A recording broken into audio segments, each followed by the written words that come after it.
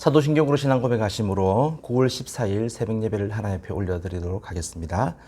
전능하사 천지를 만드신 하나님 아버지를 내가 믿사오며 그 외아들 우리 주 예수 그리스도를 믿사오니 이는 성령으로 잉태하사 동정녀 마리아에게 나시고 본디오 빌라도에게 고난을 받으사 십자가에 못 박혀 죽으시고 장사한 지 사흘 만에 죽은 자 가운데서 다시 살아나시며 하늘에 오르사 전능하신 하나님 우편에 앉아 계시다가 저리로서 산자와 죽은 자를 심판하러 오시리라.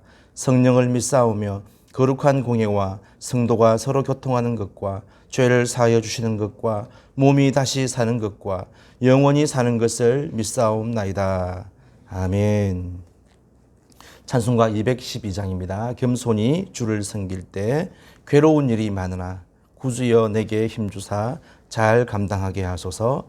장래의 영광 비추사 소망이 되게 하시며 구주와 함께 살면서 참 평강 얻게 하소서. 찬송가 212장입니다. 겸손히 주를 섬길 때 괴로운 일이 많으나 구주여 내게 힘주사 잘 감당하게 하소서. 인자한 말을 가지고 사람을 감화시키며 갈 길을 잃은 무리를 자리 또하게 하소서. 구주의 귀한 인내를 깨달아 알게 하시고 굳건한 믿음 주셔서 늘 승리하게 하소서.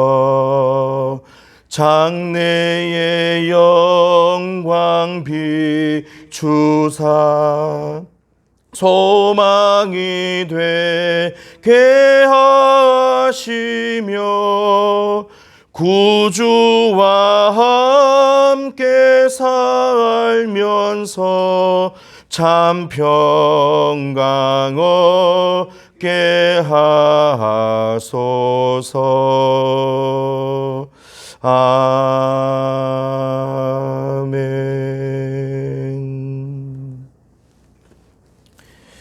오늘 주신 하나님의 말씀은 잠언 29장입니다.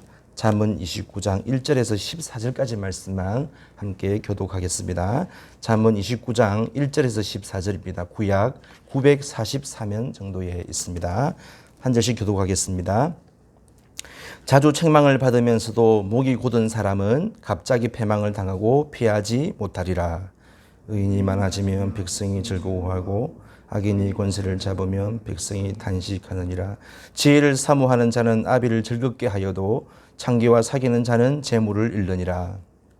왕의 정의로 나라를 견고하게 하나 뇌물로 억지로 내게 하는 자는 나라를 멸망시키느니라.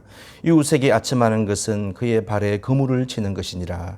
악인이 범죄하는 것은 스스로 올무가 되게 하는 것이라. 의인은 노래하고 기뻐하느니라. 의인은 가난한 자의 사정을 알아주나 악인은 알아줄 지식이 없느니라. 교만한 자는 성음을 요란하게 하여도 슬기로운 자는 노를 그치게 하느니라. 지혜로운 자와 미련한 자가 다투면 지혜로운 자가 노하든지 웃든지 그 다툼은 그침이 없느니라. 피 흘리기를 좋아하는 자는 온전한 자를 미워하고 정직한 자의 생명을 찾느니라.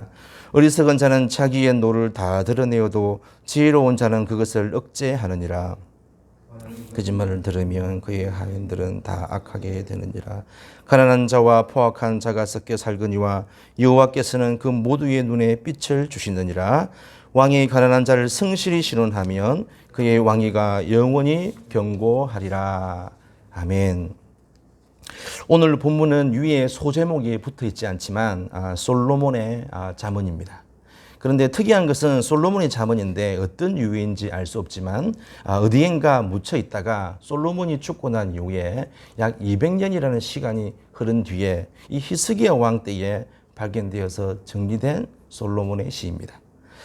앞에 25장 1절 말씀에 이 사실을 우리에게 증명해 주고 있는데요. 말씀을 보면 이렇습니다. 이것도 솔로몬의 잠언이요 유다 왕 히스기야 신하들이 편집한 것이라고 했는데 그 내용이 25장부터 오늘 본문 29장까지입니다. 그 가운데 오늘 본문 전체는 백성을 다스리는 지도자로서의 그 의인과 악인에 대해서 말씀합니다. 나라나 가정 그리고 한 공동체의 지도자가 또 리더가 가져야 할 의로운 태도 또 지혜로운 모습이 어떤 것인가를 우리에게 잘 교훈해 주고 있습니다. 그러면 지혜로운 지도자의 조건은 무엇일까요? 첫째는 자신의 잘못을 아는 사람이 지혜로운 사람이라고 말씀합니다. 1절 말씀입니다.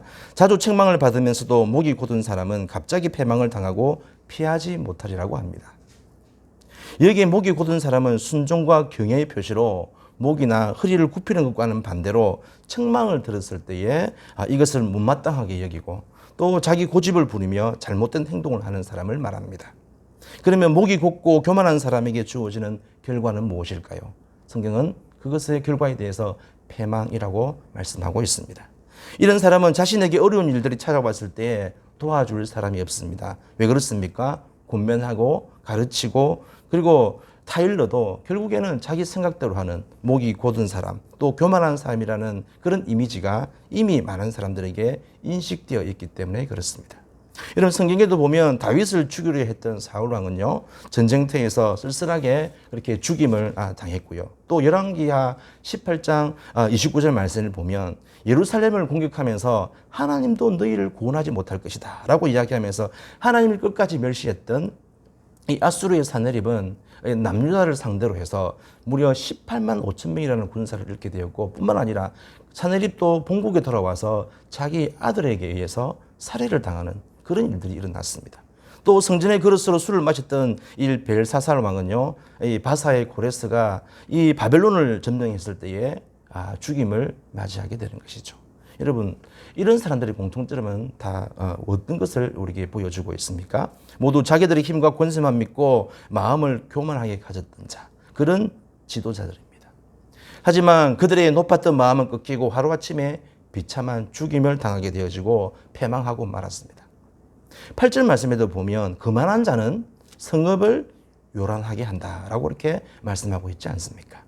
사실 리더라고 해서 지도자라고 해서 모든 것을 다 알고 항상 옳고 바른 결정만을 내릴 수 없습니다. 그래서 지도자에게 필요한 것은 무엇이겠습니까? 주변의 말에 귀를 기울일 줄도 아는 그런 열린 사람이 되어야 합니다. 그런데 정말 지혜로운 사람이라고 하면 하나님의 말씀과 그 주님의 음성에 더욱더 귀를 기울여야 하지 않겠습니까? 이런 사람이 하나님 앞에서 의인이라는 것이죠. 여러분 이유가 무엇입니까? 여러분 지식은 단시간 안에 인간이 학습하고 노력해서 쌓을 수 있는 것이지만 여러분 지혜는 하늘이 내는 것입니다. 하나님이 주시는 것이기 때문에 그렇습니다. 야고보서 1장 5절 말씀에 있는 것처럼 하나님이 주시지 않으면 얻을 수 없습니다. 그래서 구하면 주시겠다라고 분명히 우리에게 말씀하고 있는 것이죠. 하나님을 의지하는 지혜로운 사람이고 그리고 의로운 사람이라고 한다면 이런 순간순간 마음으로 기도하고 또 우리가 말씀을 기억해 보면서 하나님이 주시는 지혜를 갈망하고 그것을 얻기 위해서 우리가 노력할 수 있어야 한다는 것이죠. 여러분 5절 말씀에도 이웃에게 아첨하는 것은 그의 발에 그물을 치는 것이라고 했는데 이 또한 사람을 의지하는 것이 아니라 하나님이 주시는 지혜로 살아가야 함을 우리에게 교훈해 주고 있는 말씀입니다. 뿐만 아니라 25절 말씀에서는 사람을 두려워할 것이 아니라 하나님을 의지하는 자가 안전하다고 말씀합니다. 이것이 바로 지혜로운 사람이며 의인이 가져야 할 태도이라는 것이죠. 여러분 혹시 가까이에서 또 저와 여러분들을 위해서 진심 어린 충고와 또 권면을 해주는 사람이 있습니까? 그렇다면 감사합시다. 때로 아픔이 있고 또 부담이 있어도 여러분 우리에게 들려주시는 그 권면과 충고 그 가르침을 우리가 겸손하게 잘 받으시는 저와 여러분들이 다 될 수 있기를 원합니다. 그때 그 한 번의 권면과 그 충고가 나를 살렸다고 말할 수 있는 그런 사람이 됩시다. 뿐만 아니라 우리가 어떤 문제들 앞에 놓여 있을 때에 주님이 우리에게 주시는 마음 그런 지혜가 있습니까? 그렇다면 다음으로 미루지 말고 즉각 순종합시다. 그때 주님이 주셨던 그 음성, 그 말씀, 그 지혜 때문에 내가 살았고 나를 살렸고 또 이기고 승리하고 사는 일들이 있었다고, 그렇게 우리가 그런 아름다운 고백을 할 수 있는 저와 여러분들이 다 될 수 있기를 소망합니다. 그런가 하면 지혜로운 지도자가 가져야 할 두 번째 조건은 헛된 것에 마음을 빼앗기지 않는 사람이 지혜로운 사람입니다. 여러분 3절 말씀을 보시면 지혜를 사모하는 자는 아비를 즐겁게 하여도 창기와 사귀는 자는 재물을 잃느니라고 했습니다. 여러분 여기에 창기와 사귄다는 것은 정말 중요하고 소중한 것에 마음을 두지 않고 있다라고 이야기하는 것과 같습니다. 여러분 지도자나 리더는 한정된 시간 속에서 많은 일들을 감당해야 하는 사람입니다. 그 시간 안에 백성들도 돌봐야 되고요. 또 나라도 견고하게 세워가야 합니다. 가난한 사람들도 살펴봐야 하고 또 시시비비도 가려줘야 합니다. 또한 왕도 그리고 지도자도 가정이 있는데 가정도 돌봐야 하지 않겠습니까? 그런 사람이 자신이 해야 할 일이 무엇인지도 모른 채 생활하고 있다면 불필요한 일에 시간을 허비하게 되면서 그로 인해 자기 자신이나 공동체에 나아가서 나라 전체의 어려움과 위기를 초래할 수밖에 없습니다. 예를 들어서 다윗을 한번 생각해 보십시오. 여러분 다윗이 자신이 나가서 싸워야 할 전쟁터에 나가지 않고 있을 때에 그 무료함을 달리기 위해서 왕궁의 지붕을 거니게 되었고 급기야 밧세바를 범하는 그런 유혹에 넘어갑니다. 하지만 그로 인해서 다윗은 돌이킬 수 없는 죄를 짓게 되지 않았습니까? 또 헛된 것에 마음을 빼앗기는 사람은 4절의 말씀과 같이 뇌물을 받거나 주기를 원하지만 이것 또한 나라와 공동체를 망하게 하는 실패의 지름길이 된다는 것이죠. 여러분 공동체의 지도자는 정의와 공의로 그렇게 일을 해야 하는데 이것이 아닌 다른 것에 마음을 빼앗기고 있다면 그 일이 그 사람의 인생의 올무가 되어지는 것이죠.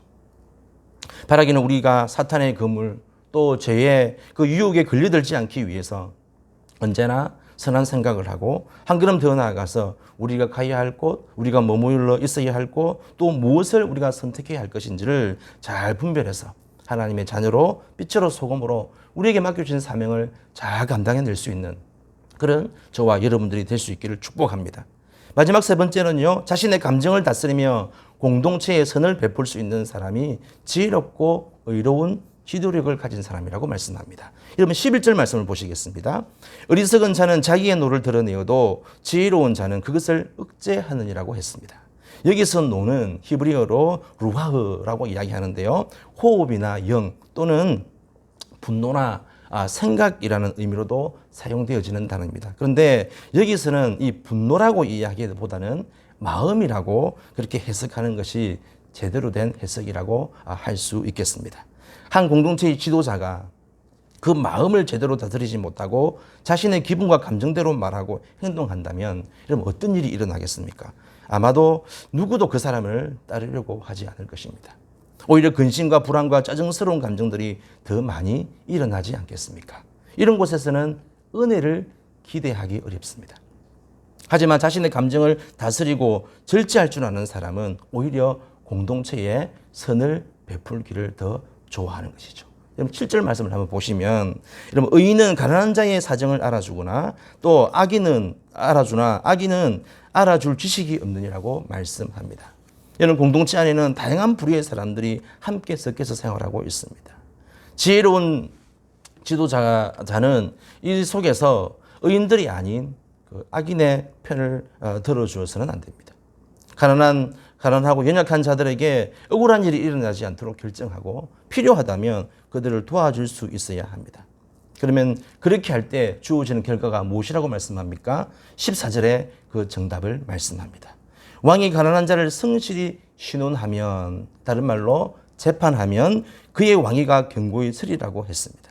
사랑하는 성도 여러분, 우리 그리스도인들은 세상에서 부여한 지위와 상관없이 어디에서나 지도자이고 또 리더로 우리가 서게 되는 줄로 믿습니다. 그래서 저와 여러분들은 어디에서 무엇을 하든지 충동적으로 혹은 감정적으로 어떤 상황들에 대해서 대처하는 것이 아니라 성도답게 또 믿음의 사람답게 모든 일들을 지혜롭게 대처하고 또 공동체 안에 연약한 자를 돌아보아서 덕과 유익을 끼치며 이를 통해서 하나님의 영광을 드러낼 수 있는 그런 우리 모두가 되었으면 좋겠습니다.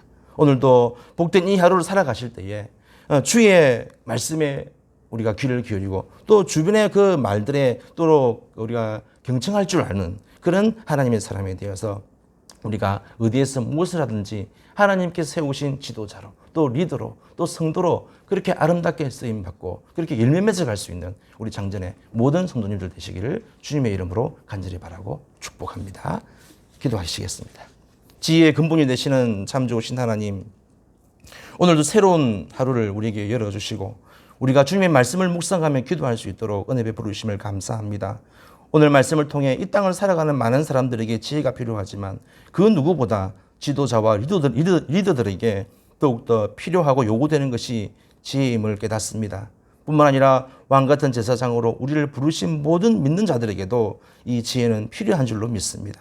하나님이 세워주시고 심어주신 자리에서 우리가 살아갈 때에 우리 자신이 경험한 것을 믿고 우리의 유익과 욕망을 쫓아 또한 우리의 생각과 판단대로 살아가는 사람들이 아니라 날마다 주님을 의지하고 주님을 힘입어 살아갈 수 있는 그런 지혜로운 성도들이 되게 하여 주시고 인간의 지식을 앞세우기보다는 주님이 주시는 지혜로 살아가며 하나님의 말씀과 그 세밀한 주님의 음성에 더욱더 귀를 기울이고 살아갈 수 있는 하늘 백성으로 이 땅을 살아가는 믿음의 자녀들이 다 될 수 있도록 저희들과 함께하여 주시옵소서. 무엇보다 자신의 연약함을 인정할 줄 알아서 한 단계 더 성장할 수 있는 그런 삶을 살게 하여 주시고 헛된 것에 마음을 빼앗기지 않고 자신의 감정을 다스릴 줄 알아서 공동체에 선한 덕과 유익을 끼치는 그런 지혜로운 지도자, 리더와 성도들로 귀하게 쓰임받는 믿음의 복된 자녀들이 될 수 있도록 우리와 함께하여 주시옵소서. 그렇게 할 줄 믿고 감사드리옵고 사랑하는 예수님의 이름으로 기도하옵나이다. 아멘.